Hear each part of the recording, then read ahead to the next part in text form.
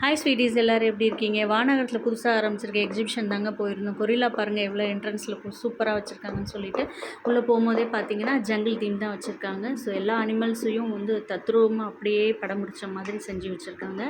இது லைட் செட்டிங்லாம் போட்டு ரொம்ப அழகாக இருந்துச்சுங்க பார்க்குறதுக்கே. கண்டிப்பாக குழந்தைங்கள ஒரு விசிட் கூட்டிகிட்டு போய் காமிங்க எல்லோரும். ரொம்ப அழகாகவே பண்ணியிருந்தாங்க. குழந்தைங்களுக்கு விளையாடுறதுக்கும் நிறைய கேம்ஸஸ்லாம் இருந்துச்சு. எலிஃபெண்ட் பாருங்கள் எவ்வளோ அழகாக அப்படியே இருக்குதுன்னு சொல்லிட்டு. லயன்லாம் ரொம்ப அழகாக இருந்துச்சு. டைகர்லாம் பார்த்துருந்தோம். முக்கியமாக போனதே இதுக்கு தான், அப்பளம் சாப்பிட்றதுக்கு தான் மெயினாக.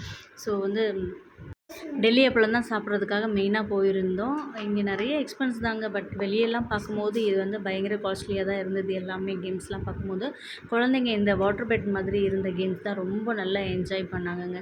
பெர் ஹெட் 100 ருபீஸ் தான். பட் ஸ்டில் ஓகே, நல்லா என்ஜாய் பண்ணி விளையாண்டாங்க. ரொம்ப நேரம் தான் விளையாண்டுட்டு இருந்தாங்க.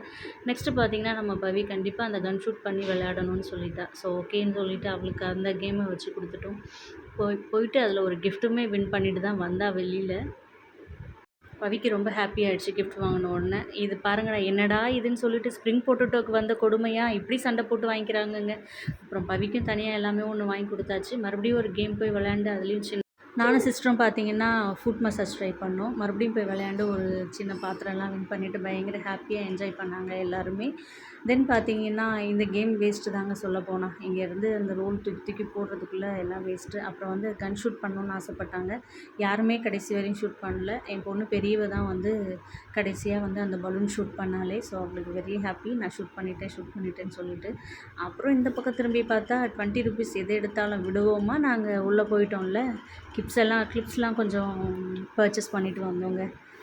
ஸோ வந்து அப்புறம் பசங்கள்லாம் பார்த்திங்கன்னா கொஞ்சம் நல்லா விளையாண்டாங்க. எல்லா கேம்ஸுமே விளையாண்டாங்க.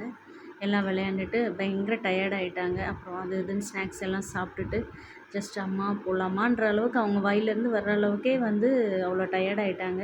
பானிபூரிலாம் ட்ரை பண்ணியிருந்தாங்க. ரொம்ப நல்லா இருந்துச்சுங்க. நம்ம வெளியே சாப்பிட்றத விட பட் காஸ்ட்லி தான். ஆக்சுவலி இருந்தாலும் நம்ம வர்றதே சாப்பிட்றதுக்காக தான் இந்த எக்ஸிபிஷனை பொறுத்தவரையும். ஸோ நல்லா சாப்பிட்டாச்சு, நல்லா விளையாண்டாச்சு.